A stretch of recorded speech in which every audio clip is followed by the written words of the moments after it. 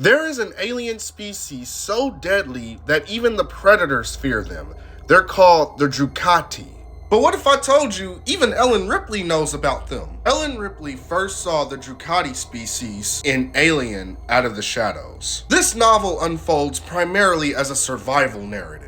Xenomorphs had overrun a mining shuttle called the Marion. This all takes place after the events of the first Alien movie, and Ellen Ripley woke up 37 years into cryosleep. She was working with another crew aboard the Marion, and she was thrown back into another nightmare with xenomorphs. But once the whole crew descend into a collapsed mining tunnel, that's where the story shifted. It goes from immediate danger to ancient mystery. In this story, Ripley and her crew came across a derelict ship that was grown, not built. It was filled with eggs and xenomorph-infested ruins. They also saw the ship's creators. It was a mysterious race of dog-like aliens that had been dead for a long time. Now, it's Alien Invasion where they were first mentioned by name, known as Drukathi, which is a part of the Rage War series. Yeah, all this stuff connects. Again, this is when Ellen Ripley first came across one. This was similar to Captain Dallas and part of the Nostromo crew coming across the derelict engineer ship on LV-426, where they saw the space jockey